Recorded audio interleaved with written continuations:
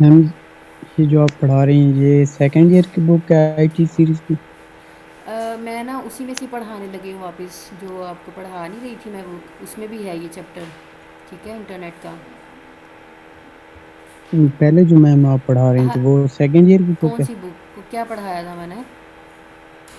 Ma'am कल class नहीं ली थी। हाँ हाँ बेटा, नहीं वो उसी बुक में से ही था।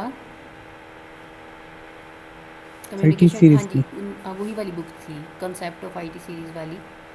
अभी मैं दिखाती हूँ अगेन, स्क्रीन शेयर हो रही है मेरी? Yes ma'am. ओके। अच्छा ये देखें ना, ये वाली बुक ही है आपकी, कंसेप्ट ऑफ इंफॉर्मेशन टेक्नोलॉजी। ठीक है, इसमें भी है ये internet and world wide web.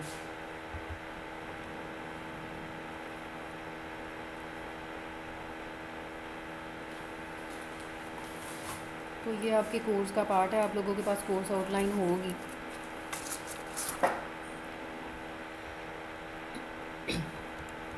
हाँ जी, internet and world wide web.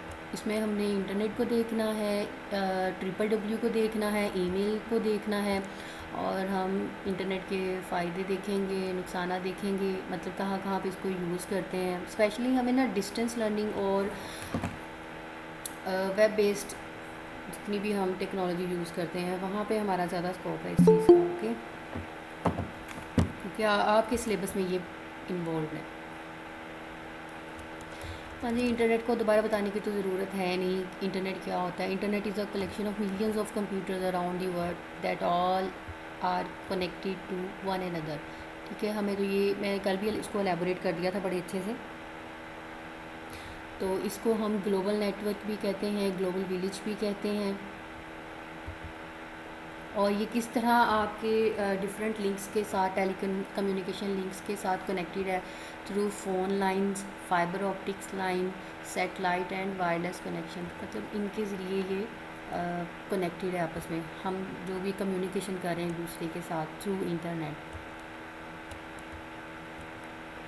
और आपकी जो भी इंटरनेट की इंफॉर्मेशन सेंड हो रही है होस्ट टू सर्वर, मतलब होस्ट कंप्यूटर वो होता है, कोई भी क्लाइंट कंप्यूटर है, मैं भी as a host computer use कर रही हूँ, इंटरनेट को एज अ होस्ट यूज़ कर रही हूँ, आप भी एज अ होस्ट यूज़ कर रहे हैं।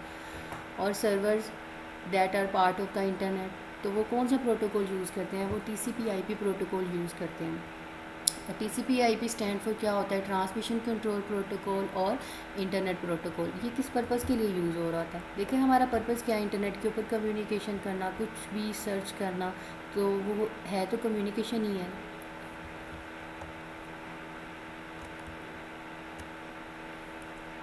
तो यहाँ पे कुछ डिफरेंट पर्पज़ लिखे हुए हैं कि ओवरऑल वर्ल्ड में हम इंटरनेट यूज़ करते हैं, किस किस पर्पज़ के लिए यूज़ करते हैं लोग। To access information, news, research and educational material. इस पर्पज़ के लिए देखें, हम एजुकेशन के लिए यूज़ करते हैं, हम न्यूज़, रिसर्च, इंफॉर्मेशन, कोई भी हमें इंफॉर्मेशन चाहिए तो हम इंटरनेट के ऊपर सर्च करते हैं। टू कंडक्ट बिजनेस, जैसे कि ई कॉमर्स बहुत ज़्यादा है, उसके अलावा बहुत सारे बिजनेसेस हैं, ज़्यादा तो जो हम ऑनलाइन बिज़नेस करते हैं वो ई कॉमर्स है, या फिर हम ऑनलाइन फ्रीलांसिंग के ज़रिए पैसा कमा रहे होते हैं। To access sources of entertainment such as online games, magazines, ETC, ये सारी चीज़ें होती हैं, मतलब हमें भी पता है कि हम गेम्स वगैरह खेलते हैं, मैगजीन वगैरह इंटरटेनमेंट के लिए। Shop for good and services, e commerce का कॉन्सेप्ट आ गया। To meet and talk with people around the world in discussion group और चैट रूम्स, हम जो कम्युनिकेशन कर रहे होते हैं, डिस्कशन कर रहे होते हैं, एक दूसरे को ईमेल्स वगैरह सेंड कर रहे हैं या ग्रुप में चैट कर रहे हैं, ये इंटरनेट के यूजेस हैं। ठीक है, और हम एक्सेस दे रहे हैं अपने कंप्यूटर की, और दूसरों को अपनी फ़ाइल जो है वो शेयर कर रहे हैं, एक्सचेंज कर रहे हैं। सो डिफरेंट यूज़र्स कनेक्टेड हैं, किस पर्पज़ के लिए? मैसेज पर्पज़ के लिए ही है ना, हम कम्युनिकेशन पर्पज़ के लिए एक दूसरे के साथ लिंक होते हैं इंटरनेट के ज़रिए। ओके, हिस्ट्री ऑफ कंप्यूटर में मैं ज़्यादा एलेबोरेट नहीं करूँगी, बिकॉज आप लोगों का भी जो है इंफॉर्मेशन टेक्नोलॉजी से रेलिवेंट ही है, तो इन डिटेल नहीं हमें जाना। मैंने कल भी आपको बताया था जो इसका कंसेप्ट था, बेसिकली 1960s में कोल्ड वार की वजह से ना ये कंसेप्ट था, इंटरनेट बनाया गया कि क्यों नहीं हम कम्युनिकेशन करने के लिए, अपनी आर्म फोर्स के दरमियान में कम्युनिकेशन करने के लिए एक नेटवर्क जनरेट करें, तो वहाँ से इंटरनेट जो है आपका कॉन्सेप्ट जनरेट हुआ था, जिसका नाम है आरपानेट। सबसे पहले जी आरपानेट बना था। इसका ये क्या है, आरपानेट स्टैंड फॉर होता है एडवांस रिसर्च प्रोजेक्ट एजेंसी, ठीक है जी, आरपा।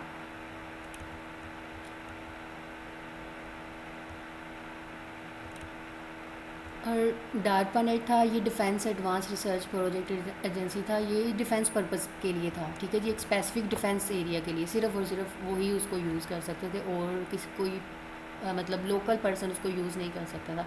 और TCP/IP का तो मैंने ऑलरेडी बता दिया है कि ये प्रोटोकॉल आपकी कम्युनिकेशन को इंटरनेट पे यूज़ करने के काम आता है। आपका internet totally based on TCP/IP है। जो भी आप शेयरिंग कर रहे हैं, इंफॉर्मेशन वॉइस के थ्रू है, मैसेज कर रहे हैं, सर्च कर रहे हैं, आपका TCP/IP जो है इसमें अहम रोल रखता है। हाँ जी, भी सारी कॉन्सेप्ट के बाद जो आपका कॉन्सेप्ट निकलता है, लाइक पहले देखिए आरपानेट आया, फिर डारपानेट आया, NCP आया, TCP/IP आया, ठीक है। आप लोगों को तो इतनी मैंने डिटेल नहीं बताई, लेकिन मैंने ये बताया है कि इतनी एलेबोरेशन के बाद आपकी जो एक बेसिक टर्म निकली थी उसका नाम था internet. Internet is now the largest network in the world. हमें पता है कि हम दुनिया में जिस नाम से इसको कॉल करते हैं, हम बात करते हैं, हम कहते हैं इंटरनेट, ठीक है जी, इंटरनेट का सबको पता है। तो यहाँ पे मिलियंस ऑफ कंप्यूटर जो हैं वो कनेक्टेड हैं, किस पर्पज़ के लिए? ये एक मीडियम है, ये एक मीडियम है, डिफरेंट लोगों को आपस में जोड़ता है, किस पर्पज़ के लिए? शेयरिंग इंफॉर्मेशन डाटा थ्रू आपकी मॉडेम हो गया, टेलीफोन लाइंस हो गया, as a part of internet. Okay, connection to the internet. Normally, dial-up access is used to connect to the internet at home or office, ठीक है। हम dial up access जो है उसको ही यूज़ करते हैं ना, अभी तो स्पेशली हम PTCL वगैरह या फ़ोन लिंक के ज़रिए रिक्वायर्ड कर रहे हैं, यही आपके कनेक्शन को इस्टेब्लिश करते हैं। जैसे कि उसमें आपके ये डिफरेंट टर्म्स जो हैं रिक्वायर्ड होती हैं इंटरनेट को यूज़ करने के लिए, वो है जी कंप्यूटर, मॉडेम हो गया, डायल अप सॉफ्टवेयर हो गया, ISP कनेक्शन हो गया, वेब ब्राउज़र हो गया। कंप्यूटर वो पार्ट है जिसको आपने बेसिक पर्पज़ के लिए यूज़ करना है। Any computer can be use for connection to internet. देखिए कंप्यूटर होगा, कोई आपके पास फ़ोन होगा तो आप उसको यूज़ करेंगे, ठीक है, फिर ही आप इंटरनेट यूज़ करेंगे। अगर आपके पास डिवाइस ही नहीं है तो इंटरनेट कैसे यूज़ करेंगे? Modem is an electronic device, मैंने कल भी आपको बताया था। Modulation stand for modem stand for modulation and demodulation.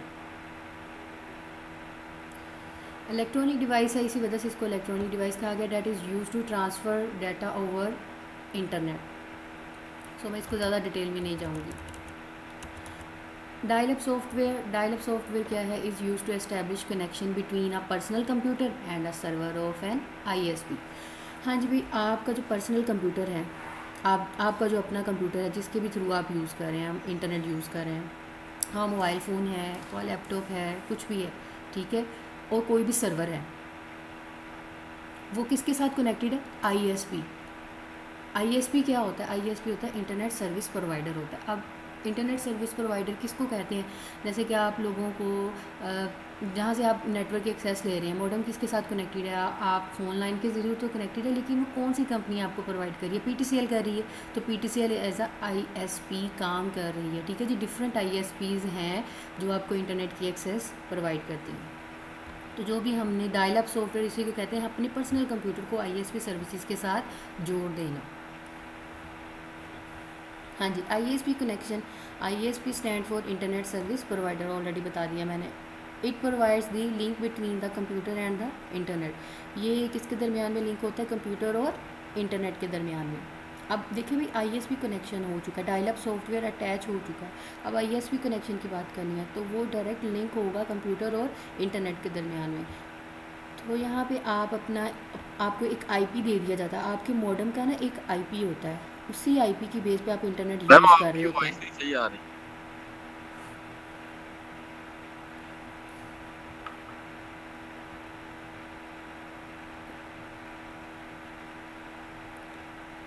Okay, web browser, अब ठीक है।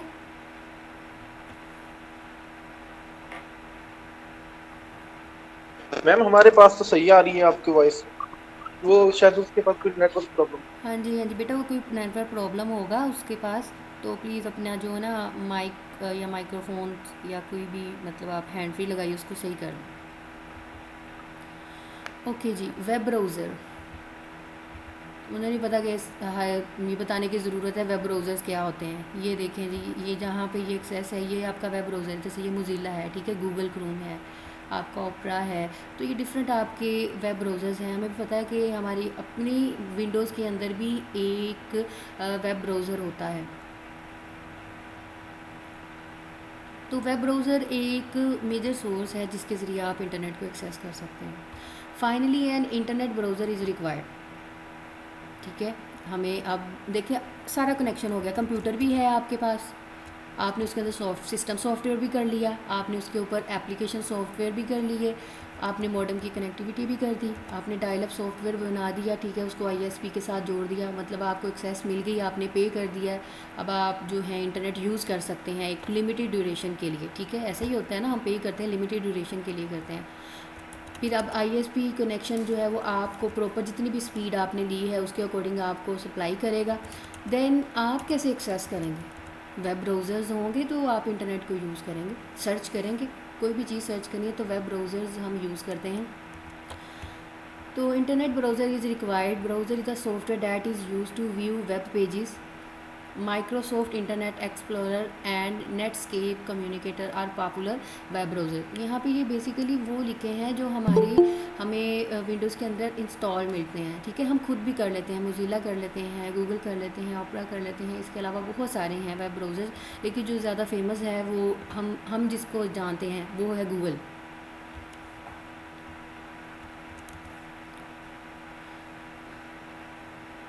ओके, मैंने कल डीएसएल और आईएसडीएन के बारे में बताया था। तो डीएसएल स्टैंड फॉर क्या है? डिजिटल सब्सक्राइबर लाइन है। आईएसडीएन स्टैंड फॉर क्या है? इंटीग्रेटेड सर्विस डिजिटल नेटवर्क है। तो ये दोनों जो है आपको इंटरनेट की फैसिलिटी प्रोवाइड करती हैं। तो हम देखिए कैसे एक्सेस कर रहे हैं। अपने मॉडेम को तो लगाया है, मॉडेम भी तो केबल्स के ज़रिए अटैच है। मैंने आपको कल भी बताया था कि ट्विस्टेड पेयर केबल्स होती हैं, वो आपके मॉडेम के साथ जोड़ी जाती हैं, ठीक है। जो थिक वायर होती है ना हमारी बाहर जो एंटीनाज वगैरह के साथ लगी होती है, वो आपकी कोएक्सियल केबल होती है। ओके, कल हम इंटरनेट एड्रेसेस की बात कर रहे थे। इंटरनेट एड्रेसेस, इंटरनेट के लिए जो 2 टाइप्स के एड्रेसेस की ज़रूरत होती है। एक है जी आपका आईपी और दूसरा है आपका डीएनएस। आईपी इंटरनेट प्रोटोकॉल है और हर कोई इसको याद नहीं रख सकता। देखिए मैं अब कह रही हूँ कि facebook.com है, ठीक है, इसके पीछे एक आईपी दिया हुआ है। आप लोगों का भी एक स्पेसिफिक नेम है ना, बैकग्राउंड आपके आपके मतलब पेरेंट्स का नेम लगा हुआ है, आपका CNIC अटैच है। तो इसी तरह हर एक वेबसाइट का एक आईपी होता है, यूनिक आईपी होता है, वो उसकी यूनिक आइडेंटिटी होती है, वो चेंज नहीं होती। तो वो इस तरह की फॉर्म में होता है। IP address is a unique number that refers to a computer device connected to the internet. IP stand for Internet Protocol. It consists of 4 numbers, ठीक है जी। ये वाले 4 नंबर्स होते हैं। अब ये नहीं कहना कि टोटली 4 नंबर है, 0 से लेकर 4, ऐसा नहीं है। 4 नंबर मतलब कि 4 पार्ट्स हैं इसके, 4 नंबर सेपरेटेड बाय पीरियड। अब यहाँ पे जो पीरियड है ना, इसका मतलब होता है dot. Each number is between 0 and 255, ठीक है। और जो अब देखें, जो ये 4 नंबरों की बात कर रहे हैं ना, ये वाला पोर्शन है, ये 0 से लेकर 255 रेंज तक हो सकता है, ये हो सकता है, ये हो सकता है, ये हो सकता है। मतलब 255 से एक्सीड नहीं। यहाँ पे 127 है, यहाँ पे 192 भी आ सकता है, 254 भी आ सकता है। ये नहीं कि 255 नहीं आ सकता, 255 से ज़्यादा नहीं होता। IP वर्जन 4 होता है, ठीक है, उसमें 255 से ज़्यादा एक्सीड नहीं करता। जैसे कि ये एग्जांपल दी हुई है 127.80.144.30। अच्छा चलिए आप लोगों को एक और इंटरेस्टिंग चीज़ बताती हूँ। 127 जो होती है ना, ये लूप बैक आईपी होता है, ठीक है। 127 से जो भी स्टार्ट होती है वो लूप बैक आईपी होता है, मतलब वो रिज़र्व है, वो हम नहीं यूज़ कर सकते। तो मेरा नहीं ख्याल कि हम लोग इतने नंबर जो हैं वो याद कर सके। भाई यूट्यूब का आईपी बताओ, facebook.com को एक्सेस करना चाह रही हूँ तो आईपी लिखना चाह रही हूँ, मैं मतलब इस तरह सर्च नहीं कर सकती। कोई भी सर्च नहीं कर सकता। आप लोग इतने नंबर्स याद ही नहीं रख सकते। भाई यूट्यूब का ये आईपी है, फेसबुक का ये आईपी है, गूगल का ये आईपी है, ये डिफरेंट ये वेबसाइट है इसका ये आईपी है, ठीक है जी, इंस्टाग्राम का ये आईपी है, तो नहीं याद रख सकते। तो फिर इसका जो आल्टरनेट नेम होता है ना, उसको हम डोमेन नेम कहते हैं। आईपी एड्रेस तो होगा ही, लेकिन देखिए उसको कवर करने के लिए आप लोगों का भी एक नेम रखा जाता है ना। अब आप लोगों के बाबा का नेम आपके साथ अटैच किया जाता है, लेकिन उनका नाम तो नहीं ना आपको दिया जाता, टोटली तो नहीं ना दिया जाता, नाम अटैच कर दिया जाता है। तो ये इसी तरह है, आईपी एड्रेस जोड़ दिया है लेकिन उसको रिकवर किया, जैसे कि अब समझ लें कि ये गूगल का है आईपी, ठीक है, ये गूगल का आईपी है।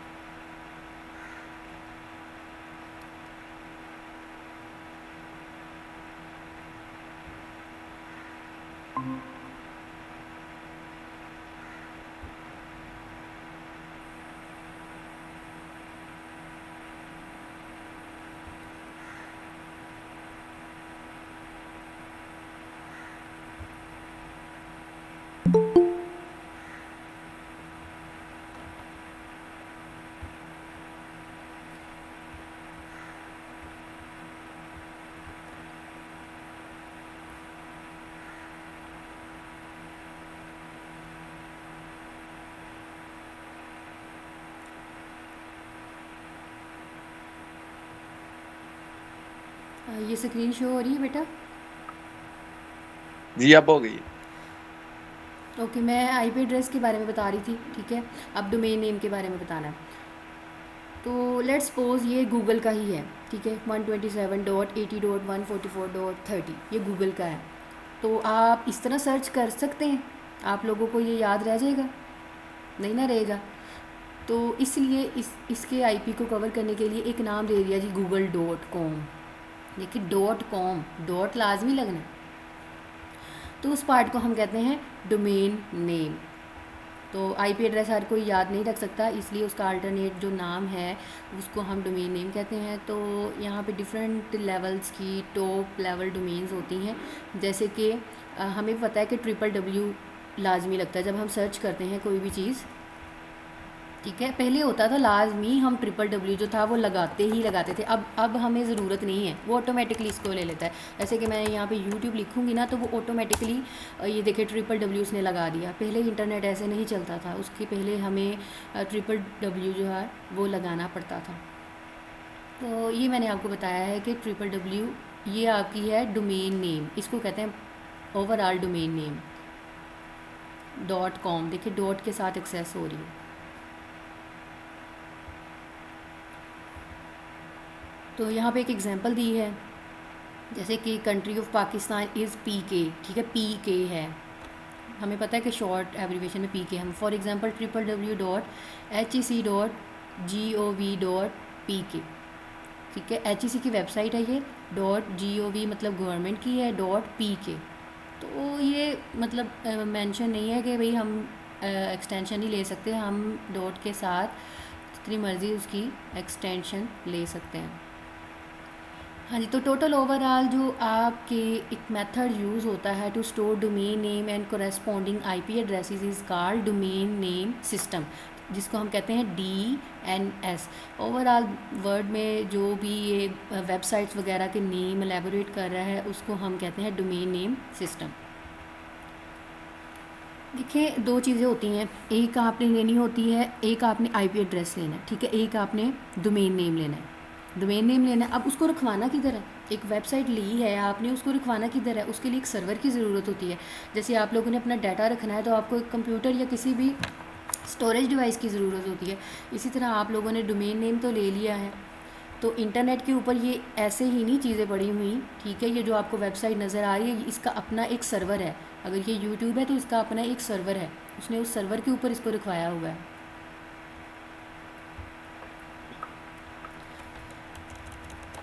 तो ये रूट जोन फाइल दिखाई गई है कि ये मेन है, ये आपको साथ DNS है, ये आपको IP प्रोवाइड कर रहा है। UK मतलब .com, .org, .edu मतलब ये डिफरेंट एक्सटेंशन है, टॉप लेवल डोमेन्स हैं ये TLDs। जैसे कि ये देखें, कमर्शियल ऑर्गेनाइजेशन के लिए अब कोई वेबसाइट लेना चाह रहा है, आपने कमर्शियल्स वगैरह के लिए नॉर्मली यूज़ कर लिए लेनी है तो .com ले लें, .com के एक्सटेंशन के साथ ले लें। आप सर्च कर सकते हैं डिफरेंट वेबसाइट्स। एजुकेशन से रेलिवेंट वेबसाइट बनानी है तो .edu, गवर्नमेंट से रेलिवेंट बनानी है GOV, मिलिट्री की MIL। मतलब ये आपकी डोमेन्स हैं, ये कोई रट्टा मारने वाली चीज़ नहीं है कि ये पता नहीं कौन सी हवा है कि ये याद ही करनी है। तो ये डिफरेंट डोमेन्स हैं। आपने जिस चीज़ से रेलिवेंट वेबसाइट बनानी है तो ये आपको उस चीज़ से रेलिवेंट इन्फॉर्मेशन प्रोवाइड हो रही है।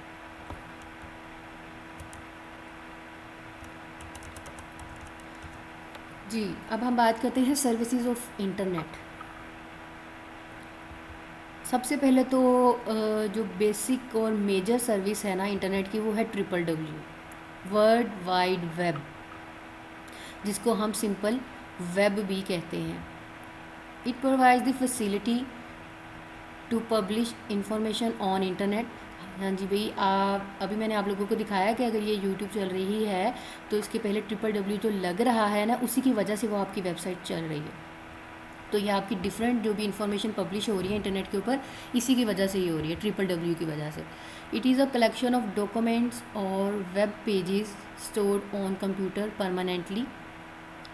ठीक है, या आपके जो वेब पेजेस हैं, एक वेबसाइट होती है, उसके ऊपर जो भी डिफरेंट आपके, जैसे कि ये अभी आपको PDF नज़र आ रही है, समझ लें कि ये एक वेबसाइट है। ठीक है, ये समझ रही है कि वेबसाइट है, इसके अंदर मैंने डिफरेंट फाइल्स ओपन की हुई हैं। अगर मैं इस फाइल के ऊपर जा रही हूँ तो ये इसका एक वेब पेज है, इसके ऊपर जा रही हूँ तो ये दूसरा वेब पेज है, इसके ऊपर क्लिक कर रही हूँ तो तीसरा है ये। ठीक है, तो ये होते हैं डिफरेंट वेब पेजेस, और इन डिफरेंट वेब पेजेस को कंबाइन करके हम क्या कॉन्सेप्ट देते हैं, वेबसाइट। तो ये आपस में कैसे हैं, ये लिंक ही है ना, ये एक लिंक है, ये एक लिंक है, इसके ऊपर क्लिक कर रही हूँ। देखिए, जिस चीज़ के ऊपर क्लिक हो रहा होता है वो लिंक होता है। तो यहाँ पे जो परमानेंटली पेजेस स्टोर हो रहे हैं, हम इंटरनेट के ऊपर सर्चिस कर रहे हैं, वो डिफरेंट लिंक्स के ज़रिए कर रहे हैं, और डिफरेंट लिंक्स जो डिफरेंट पेजेस के ऊपर लगे हैं वो एक दूसरे के साथ क्या कर रहे हैं, कनेक्टेड कर रहे हैं। तो इसको हम कंसेप्ट देते हैं हाइपर लिंक्स का। Any one can view these web pages through a web browser. हमें पता है कि हमने जो भी वेब पेज को सर्च करना है वो किसके थ्रू करेंगे, वेब ब्राउज़र के ज़रिए ही करेंगे ना। अ collection of related web pages is called website. देखिए, वही बात कि मैंने अभी आपको बता दिया है कि वेब पेजेस का कलेक्शन क्या होता है, वेबसाइट कहलाता है। Each website has a unique address, और हर वेबसाइट का एक यूनिक एड्रेस होता है, और वो यूनिक एड्रेस कौन सा है, IP एड्रेस है, IP एड्रेस है या फिर DNS है। The address of a website is called URL। अब जो आपकी वेबसाइट का एड्रेस होता है ना, जो जैसे कि ये है लिखा हुआ www.hec.government.pk। ठीक है जी, अब देखो ये इसके ऊपर मैं कर्सर लेके जा रही हूँ ना, तो वो मुझे दे रहा है, ये लिंक है लगा हुआ है, इसके ऊपर क्लिक करूँगी तो मुझे डायरेक्ट इस वेबसाइट के ऊपर ले जाएगा। It stand for universal resource locator. ये देखें, ये चीज़, ये जहाँ पे आप, जिसे आप एड्रेस बार कहते हैं, ये एड्रेस बार है, ये आपका URL है, ये आपका URL जो इस तरह HTTPS के साथ एक्सेस हो रहा होता है। ठीक है, ये आपका URL है।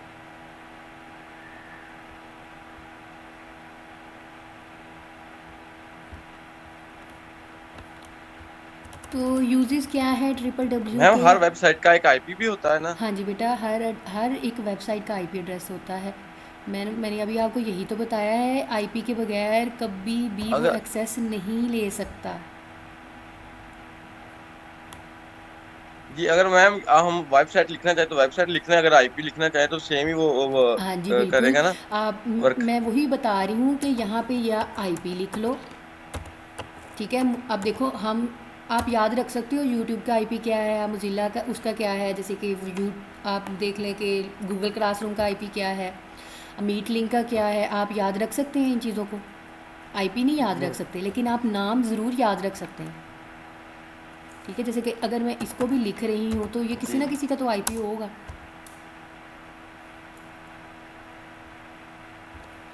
अगर इससे रेलिवेंट होगी सर्च तो वो दे देगा, नहीं तो फिर वो खामोश रहेगा, बिकॉज ये आईपी अवेलेबल नहीं है। तो ये आपको बताया है मैंने कि हर एक वेबसाइट का एक आईपी होता है लाजमी, और उसी की बेस पे ही तो हम एक्सेस कर रहे हैं इंटरनेट के ऊपर हर अपनी वेबसाइट को या डिफरेंट वेबसाइट को। और आप लोगों को भी रन टाइम पे, मैंने कल भी आपको एक कमांड बताई थी, ठीक है, आप सीएमडी में, कि आप देख सकते हैं रन टाइम पे आपका जो आईपी एड्रेस है वो कौन सा इंटरनेट के साथ कनेक्टेड है। भूल गई ये कमांड? जी जी बताई थी मैम आप। क्या थी? वही तो याद नहीं अब। आईपी कन्फिग थी।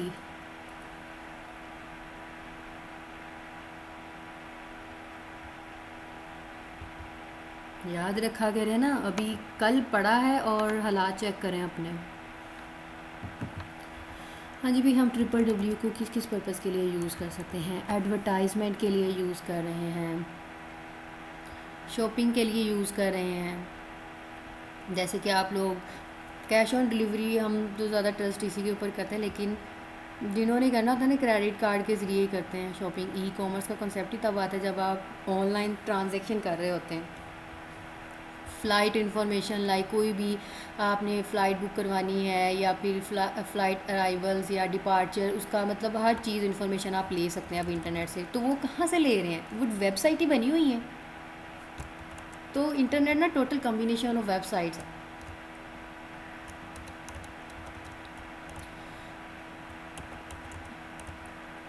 Celebrities, sportsman and film actor, सारी इन्फॉर्मेशन आपको मिलेगी। Government authorities, news, encyclopedia, publisher, मतलब ये स्टडी के लिए भी हम इसको यूज़ कर रहे हैं। डिफरेंट ओवरऑल दी वर्ल्ड आपको सारी इन्फॉर्मेशन यहाँ पे मिलेगी इस वेबसाइट से। हाँ जी भाई, सर्च इंजन होते हैं। ये बुक मैम आप सेकंड ईयर की पढ़ा रही हैं या नहीं कोई नहीं और बेटा, है? ये आपकी concept of information technology book है, शेयर की हुई है मैंने ऑलरेडी आप लोगों के साथ ये। ठीक हो। सर्च इंजन, अब आप ये देखिए, ये तो वेब ब्राउज़र है ना, ओवरऑल दी वर्ड आप कोई भी वेबसाइट इसके ऊपर सर्च कर रहे हैं, ऐसा ही यहाँ पे सर्च कर रहे जी हो, जी कुछ भी सर्च कर रहे हो। लेकिन जब मैं यूट्यूब के ऊपर आके इसके ऊपर सर्च कर रही हूँ ना, तो वो ये सर्च इसी इंजन है। इसी इसी के ही रेलिवेंट मुझे चीज़ें सर्च करके दिखाएगा, यूट्यूब के अंदर ही रह के। अब ऐसा तो नहीं होगा ना, यहाँ पे मैं गूगल लिखूँगी तो मुझे गूगल के ऊपर ले जाएगा, ऐसा हुआ है कभी? No no. तो देखिए, जो स्पेसिफिक आपकी वेबसाइट यूज़ कर रही है ना, सर्च बार किसी स्पेशल पर्पस के लिए यूज़ कर रही है, उसको हम कहते हैं सर्च इंजन। समझ आ गई सर्च इंजन की? जी ठीक है, ये एक पार्टिकुलर वेबसाइट के ऊपर ही होती है, पार्टिकुलर टॉपिक के ऊपर ही हम सर्च कर सकते हैं। मेडिकल पर्पस, मतलब अब तो ऑनलाइन इतनी सारी वेबसाइट्स हैं आपकी, डॉक्टर से रेलिवेंट आप कंसल्ट कर सकते हैं ऑनलाइन, अपना सारा मतलब चेकअप करवा सकते हैं। आई नो फिज़िकली भी तो डॉक्टर वैसे ही चेक करते हैं, डॉक्टर्स की क्या बात करनी है। जी मैम, मेडिसिन भी चेक कर सकते हैं हम, मेडिसिन ठीक है या नहीं, हाँ जी बिल्कुल, आप किस देख कंपनी सकते की है। हैं, मेडिसिन चेक कर सकते हैं आप लोग, मतलब सारी इन्फॉर्मेशन मिल जाएगी कि ये किस पर्पज़ के लिए यूज़ हो रही है।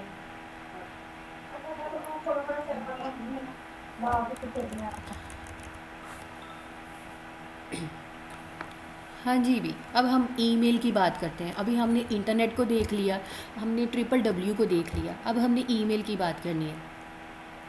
वो जो बच्चा मुझे कह रहा था मैम ईमेल और जीमेल में क्या फ़र्क है, तो जीमेल तो एक एक मतलब समझ, जैसे कि वेबसाइट बनी हुई है ना एक स्पेशल पर्पज़ के लिए, ईमेल पर्पज़ के लिए, उसको जीमेल का नाम दे दिया, वो तो एक वेबसाइट का नेम है, तो उसमें कंफ्यूज होने की ज़रूरत नहीं। ईमेल तो ओवरऑल कॉन्सेप्ट है, वो तो कोई भी यूज़ कर सकता है, वो तो याहू भी कर रहा है, तो फिर उसमें क्यों नहीं डिफरेंस पूछा कि मैम इलेक्ट्रॉनिक मेल और याहू मेल में क्या डिफरेंस है? Email stand for electronic mail. Email is the exchange of text, messages and files through internet. हमें पता है कि हम ईमेल ज़रूरी नहीं है कि हम जीमेल ही यूज़ कर रहे हैं एक दूसरे को अपनी ईमेल वगैरह सेंड करने के लिए, मैसेजेस सेंड करने के लिए। हम माइक्रोसॉफ्ट को भी तो यूज़ कर रहे हैं ना, आउटलुक है ना उसका, उसने भी अपना एक, माइक्रोसॉफ्ट ने अपना अपनी एक ईमेल सर्विसेज बनाई है आउटलुक के नाम से, ठीक है। तो वो भी आपको ईमेल सर्विसेज प्रोवाइड कर रहा है, जैसे आपको जीमेल प्रोवाइड कर रहा है ईमेल सर्विसेज, याहू प्रोवाइड कर रहा है। ईमेल जो है उसमें हम टेक्स्ट सेंड कर सकते हैं, मैसेजेस कर रहे हैं, फाइल्स कर रहे हैं through internet. Messages can be in the form of graphic, sound, video clips और सिंपल टेक्स्ट। हम इसके ऊपर सिंपल मैसेज भी कर सकते हैं, वीडियोस, ग्राफिक, साउंड, कुछ भी कर सकते हैं, ठीक है, शेयर इस चीज़ से रेलिवेंट। तो ये बहुत ज़्यादा फास्ट वे है मैसेज डिलीवर करने का कहीं भी in all over the world in a very short time. देखिए ईमेल में अगर हम सब हमारी स्पेसिंग ख़त्म हो जाती है ना, गूगल ड्राइव जो है ना, गूगल ड्राइव्स वो एक्स्ट्रा इसीलिए क्लाउड्स बना दिए गए हैं कि हमारी एक्स्ट्रा स्टोरेज जो है क्लाउड्स के साथ जाके कनेक्टेड हो जाती हैं। तो फिर हमें जो जैसे एमबी में स्पीड्स, एमबी में हमें डाटा फाइल करनी है तो वो क्लाउड्स में जाके आपके स्टोर होती है, तो दैन वो शेयर हो जाती हैं। हाँ जी भी, working of email. An email program is use to create, send and receive emails. हम ईमेल प्रोग्राम को यूज़ करें किस पर्पज़ के लिए करें? क्रिएट करने के लिए, सेंड करने के लिए, रिसीव करने के लिए ईमेल। तो it is also known as email client. जो भी ये सारे काम हो रहे हैं उसको ईमेल क्लाइंट कहते हैं। अगर मैं ईमेल सेंड करूँ तो मैं एज अ ईमेल क्लाइंट हूँ, अगर आप उसको रिसीव करें तो आप भी एज अ ईमेल क्लाइंट ही उसको रिसीव कर रहे हैं। When the user send an email message, the computer connects to an email server। अब इसके बैकएंड पे प्रोसीजर कैसे होता है? जैसे मैं यहाँ पे अपनी ओपन करती हूँ,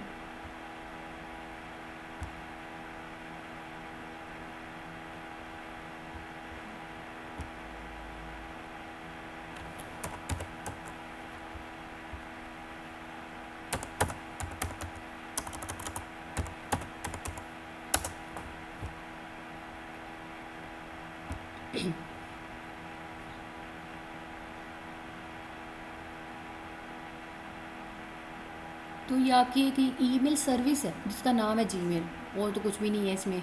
कि कंफ्यूज नहीं होना कि ईमेल और जीमेल कोई अलग चीज़ें हैं, भाई ये ईमेल सर्विसेज ही है। बस ये कह लें कि गूगल आपको प्रोवाइड कर रहा है, ये गूगल की ईमेल सर्विसेज है। माइक्रोसॉफ्ट की क्या है? आउटलुक है। याहू ने भी अपनी बनाई हुई है। तो देखिए यहाँ से हम मैसेज सेंड करते हैं ना, जब ये कंपोज के ऊपर जाते हैं,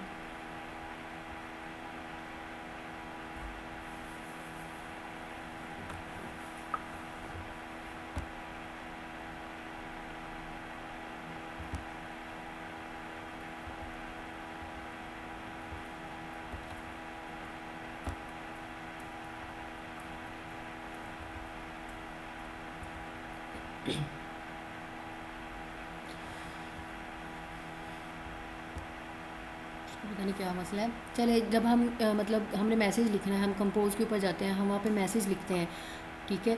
तो वो जब मैसेज राइट होता है उसके ऊपर आप कोई भी फाइल अटैच करते हैं।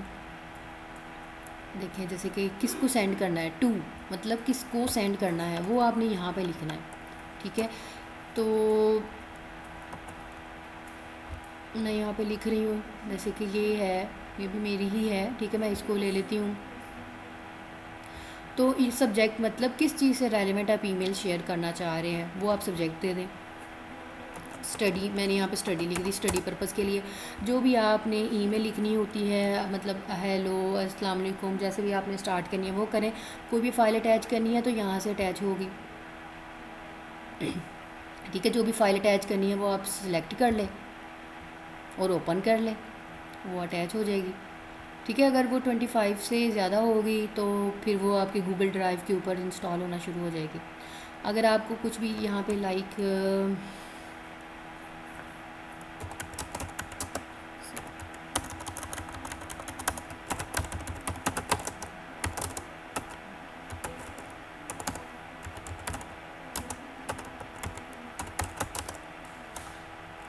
देखो इसने ऑटोमेटिकली इसकी करेक्शन की।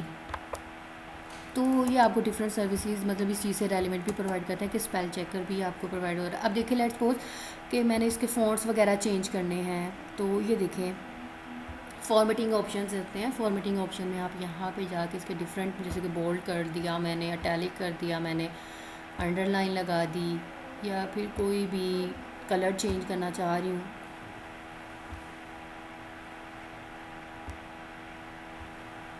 ठीक है, इसका फ़ॉन्ट चेंज करना है मैंने,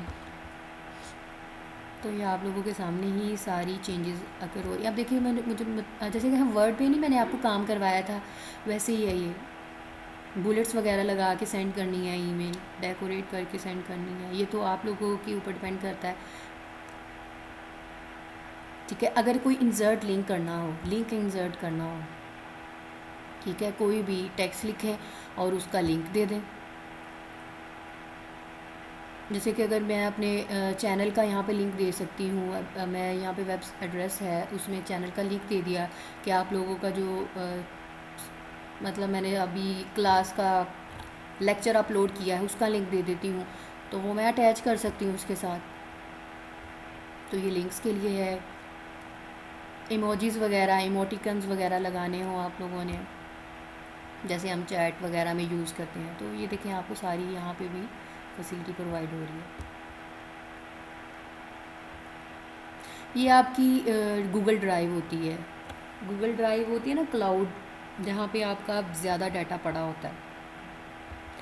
तो यहाँ पे ये जो ज़्यादा हाई क्वालिटी का डाटा है भाई वो आप मतलब लोकल ईमेल में सेंड नहीं कर सकते, तो वो आपको गूगल ड्राइव के ऊपर डाउनलोड करके अपलोड करके फिर वो सेंड होगा। यहाँ पे आप इमेज भी इंसर्ट कर सकते हैं,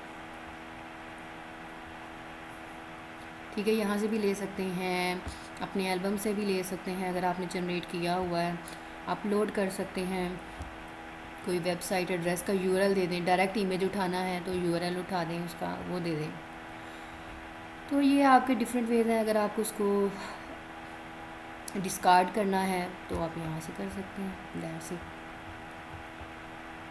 जो भी आपको ईमेल्स आ रही होती है रन टाइम पे, हमें पता है वो इनबॉक्स में आ रही होती हैं, ठीक है। अगर आपने चेक करना है कि कौन कौन सी ईमेल आपने सेंड की है, तो यहाँ पे आप जाते हैं सेंड में,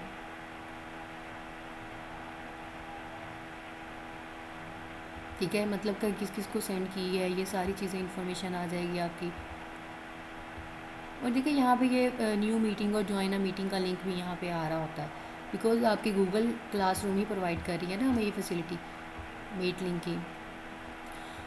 ओके, तो ये थी आपकी टोटल ओवरऑल ईमेल की, मतलब ईमेल की वर्किंग कैसे होती है, ईमेल के साथ अटैचमेंट हम कैसे करते हैं।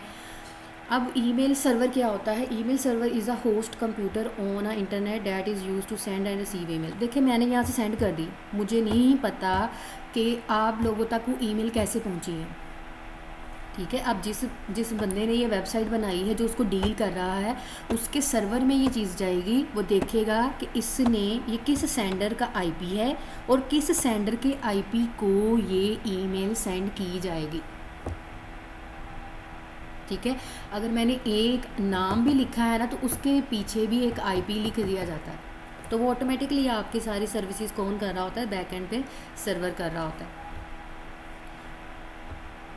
तो ईमेल अटैचमेंट भी बता दी, जो भी फाइल्स अटैच कर रहे हैं हम उसके साथ सेंड कर रहे हैं, files, image, videos, audio clips, documentation, spreadsheet, etc.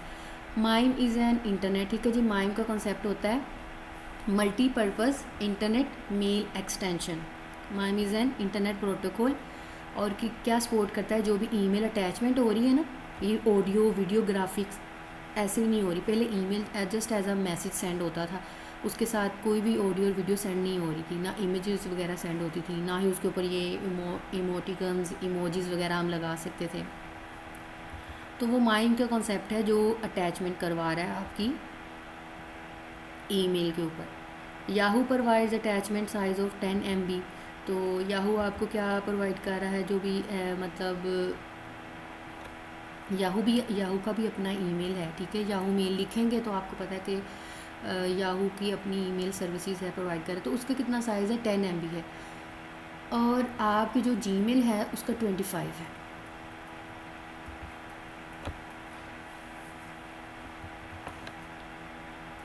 हाँ जी, इसके एडवांटेजेस क्या हैं, ईमेल के डिसएडवांटेजेस क्या हैं। ईमेल के एडवांटेजेस को पहले देख लेते हैं। ये बहुत फास्ट है और टाइमली सेंड हो जाती है। It is very cheap and inexpensive. देखिए, चीप और इनएक्सपेंसिव की सेंस तब जनरेट होती है जब हमने एक बार इंटरनेट की सर्विसेज ले ली, ठीक है, तब तक वो आपके लिए चीप है। अदरवाइज जब आप पे करेंगे तब तो वो आपके लिए एक्सपेंसिव ही है। You can send and receive message anywhere in the world. You can share your information among different people. तो यहाँ पे ना सिर्फ आप एक को सेंड कर सकते हैं बल्कि डिफरेंट ग्रुप्स को सेंड कर सकते हैं।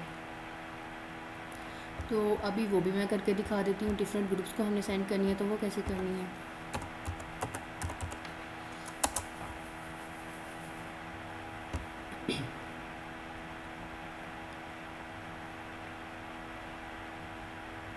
जब तक ये ओपन होता है तो नेक्स्ट देखते हैं। It is possible to send and receive email through mobile phones. हाँ जी भाई, आप लोग देखें मोबाइल फ़ोन एंड्रॉयड में हमने ऐप कर ली है जीमेल की ना, बल्कि ऑटोमेटिकली इंस्टॉल्ड आती है अब हर फ़ोन के अंदर। जैसे फेसबुक की होगी, यूट्यूब की होगी, व्हाट्सएप की होगी, तो ये ऑलरेडी आपके पास इंस्टॉल्ड आती हैं। Email gives us the facility to send pictures, sound and videos. Disadvantages क्या हैं ईमेल के आपके। Email can be hacked and hacker can read confidential information send in the email.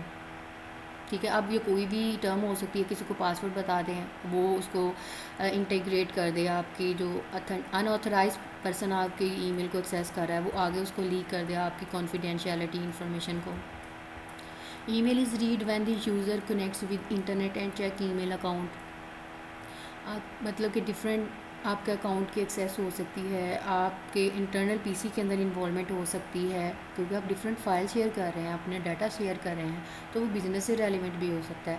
And urgent message may be ignored और delayed if a person does not check his email account soon. हाँ जी भाई, ये बड़ा problem है कि sometimes हमने notification he of कर दी होती है। चले नोटिफिकेशन ऑफ भी नहीं की तो समटाइम हम चेक नहीं कर सकते अपनी ईमेल सर्विसेज को, लेकिन हमें मैसेजेस का तो पता है ना, जो भी हम डेली रूटीन पे। हाँ भी व्हाट्सएप पे तो लाजमी सब ने चेक करना होता है। ईमेल में ये डिसएडवांटेज है कि सम टाइम पीपल जो है वो इग्नोर कर देता है, डिले कर देता है, तो वो दिमाग से स्किप हो जाती है। Sometimes email is not delivered successfully due to communication error. ठीक है, समटाइम्स ये स्पैम में चली जाती है, उसमें एरर्स होते हैं। तो यहाँ पे ईमेल एड्रेस होता है। Email, every email account has unique address. देखिए, अगर वो आपकी ईमेल एड्रेस है तो मैं बन चुकी है ना, आप इंटरनेट के ऊपर आपकी ईमेल बन चुकी है, तो वो दोबारा कोई और नहीं उसके साथ लॉगिन कर सकता, बल्कि साइन अप ही नहीं होगी, एरर दे देगा। बिकॉज ये इसकी डाटाबेस के अंदर फिक्स हो गई है, इसके सर्वर की डाटाबेस के अंदर फिक्स हो गया कि ये ऑलरेडी एग्जिस्ट कर रही है। तो ये 2 पार्ट्स के ऊपर डिपेंड होती है। एक होता है यूज़र आईडी के ऊपर, एक होती है आइडेंटिटी ऑफ ईमेल सर्विसेज। अब यूज़र आईडी, जैसे कि मेरी यूज़र आईडी क्या है, कोसीन ज़ारा। ठीक है, कोसीन ज़ारा है, उसके बाद @ तो आना ही आना है, उसके बगैर ईमेल कभी भी काम नहीं करती। ठीक है, जैसे ये है, ये मेरा यूज़र आईडी है, ये मेरी यूज़र आईडी है। उसके बाद जो @ है ये तो ईमेल सर्विसेज के लिए है। gmail.com जो रिप्रेजेंट कर रहा है ना, ये आपकी इस पार्ट को रिप्रेजेंट कर रहा है, आइडेंटिटी ऑफ ईमेल सर्विसेज। ठीक है, अब यहाँ पे @ इस ये जो आपका इस तरह ए आता है ना, ए की इर्द गिर्द सर्कल होता है, उसको हम कहते हैं @। ये देखिए, ये जीमेल है तो यहाँ पे yahoo.com होगा तो वो याहू की सर्विसेज को रिप्रेजेंट कर रहा है। यहाँ पे outlook.com होगा तो वो आउटलुक की रिप्रेजेंट कर रहा है सर्विसेज को।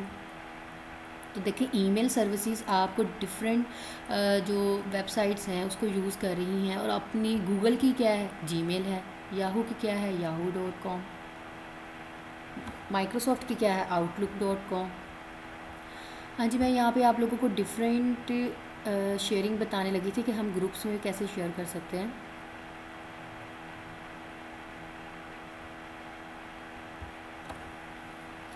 जैसे कि मैंने यहाँ पे एक लिखा, ये लिख दिया। ठीक है, अब दोबारा और को सेंड करनी है, अब उसको मैं सिलेक्ट करूँगी। ठीक है, ये सिलेक्ट कर ली। तो इस तरह आप डिफरेंट को एक ही ईमेल जो है वो सेंड कर सकते हैं। These two parts are separated by the symbol @, मैंने अभी आपको बताया ये दोनों पार्ट किसके ज़रिए हैं, यूज़र आईडी और आपकी आइडेंटिटी ऑफ ईमेल सर्विसेज के दरमियान जो पार्ट होता है जिसको सेपरेट करता है, अलहदा करता है, वो है या जोड़ता है, वो है @। For example my email @hotmail.com, ठीक है। अब ये भी आपकी सर्विसेज है, जैसे आउटलुक है, हॉटमेल के ऊपर भी अकाउंट होता है। In this example my email is called user ID. तो यहाँ पे माई email क्या है, यूज़र आईडी है। It is use to sign in to email services. This symbol, ये जो ऐट है इसको हम कहते हैं @, ठीक है जी, इसको हम कहते हैं @। It separate the account ID from the name of the email services provider. hotmail.com indicates the email services provider, जो आपको ईमेल सर्विसेज प्रोवाइड कर रही है, जैसे कि ईमेल सर्विसेज प्रोवाइडर में अब जीमेल हो गया, हॉटमेल हो गया, ठीक है, गूगल है, गूगल जीमेल है, और याहू हो गया, तो ये डिफरेंट आपकी ईमेल सर्विसेज प्रोवाइडर्स हैं। Email discussion groups, people can communicate over the internet using email facility. तो यहाँ पे जो पीपल हैं, बहुत सारे लोग हैं, वो ओवरऑल द इंटरनेट यूज़ कर रहे हैं, ईमेल फैसिलिटीज़ को यूज़ कर रहे हैं, किस पर्पज़ के लिए, कम्युनिकेशन करने के लिए। Different peoples discuss different topics and distribute their ideas to other people by email. देखिए, जब ईमेल की बात कर रहे हैं तो फिर ईमेल के ज़रिए ही कम्युनिकेशन करनी है, खो वो चैट कर लें या फिर हम कोई भी डाटा सेंड कर लें। Software are available to administrate email discussion group. तो बहुत सारे सॉफ्टवेयर जो हैं वो अवेलेबल हैं जिसके ऊपर आप एज अ ईमेल कनेक्टिविटी करके डिस्कशन ग्रुप क्रिएट कर सकते हैं। आप अगर गूगल क्लासरूम यूज़ करें तो वो भी आपका एक डिस्कशन ग्रुप ही है।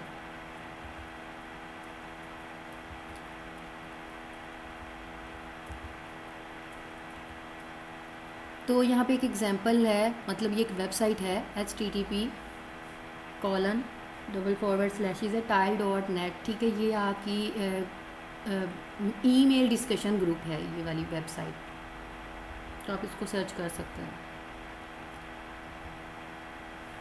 जी। News groups, a news group is a global electronic bulletin board system. आपके जो न्यूज़ ग्रुप का दूसरा नाम है वो होता है electronic bulletin board system. People exchange information a vast range of topics such as news, recreation, business, science and computer. देखिए, जो न्यूज़ कास्टर्स होते हैं वो इन न्यूज़ ग्रुप सॉफ्टवेयर को यूज़ कर रहे होते हैं टू पार्टिसिपेट इन डिस्कशन, और डिफरेंट लोगों को भी साथ में अटैच किया होता है, ठीक है। और जब हम न्यूज़ दे रही होती है न्यूज़ कास्टर, तो वो डिफरेंट लोगों के साथ जब वो बातचीत कर रहे होते हैं, डिस्कशन कर रहे होते हैं, तो वो न्यूज़ ग्रुप जो है उसको यूज़ कर रहे हैं। A user send a message to the news group, other user in the news group read and reply to the message. Some news group require you to enter your user name and password to participate in the discussion. देखिए भाई, हर किसी को तो नहीं ना access दी जा सकती, तो हमने बाउंड्री लगानी है। हम चाहते हैं कि हमारी जो डिस्कशन ग्रुप है उसमें सिर्फ और सिर्फ ऑथराइज पर्सन ही आए, वही आए जिसको हम जानते हैं या जिसको हम एक्सेस देना चाहते हैं, तो हम वहाँ पे उसको बाउंड कर देंगे यूज़र नेम और उसका पासवर्ड दे के। The major difference between news group and email discussion group is that news group message are stored on central computer। आपकी जो न्यूज़ ग्रुप मैसेज है, जो भी मैं पढ़ा रही हूँ, वो सेंट्रल कंप्यूटर के ऊपर स्टोर होता है, मतलब एक मेन बंदा है जो सब डील कर रहा है, और आप जो है बाकी सबको कम्युनिकेशन में अटैच किया हुआ उसने। The users must connect to these computers to read और download the message posted to these group. अगर आपको कोई चीज़ की मेरी गूगल ड्राइव में एक्सेस चाहिए तो आप मुझसे एक्सेस की रिक्वेस्ट करेंगे, तो ये आपका एक टोटल एक न्यूज़ ग्रुप क्रिएट हुआ। इन ईमेल डिस्कशन, तो ईमेल डिस्कशन में क्या होता है, forum messages arrive in mailbox. देखिए, ईमेल आपको मैंने ऑलरेडी भी करके दिखा दी है, और आप लोगों को पता है ईमेल आप सेंड करते हैं तो आपको नहीं पता कि आपकी ईमेल फॉरवर्ड हुई है या नहीं हुई, लेकिन हमें इतना पता होता है कि सेंड के अंदर आ गई है तो वो फॉरवर्ड हो गई है, ठीक है। तो अब वो मेल बॉक्स के अंदर चले जाएगी। लेकिन न्यूज़ ग्रुप में रन टाइम पे जो भी चीज़ है, आपको एक्सेस चाहिए, रीड करना है, तो जैसे मैंने आपको गूगल ड्राइव की एग्जांपल दी है, आपको अगर मेरी कोई फ़ाइल रीड करनी है मेरे क्लाउड के अंदर आके, तो आप मुझसे रिक्वेस्ट करेंगे। जी स्टूडेंट, अब जितना पढ़ा है ना, चलो शाबाश, 1 बाय 1 बताओ। अब मेरी बारी ख़त्म, अब आप लोगों की स्टार्ट। सो तो गए होंगे, मुझे पता ही है। हाँ जी फैसल।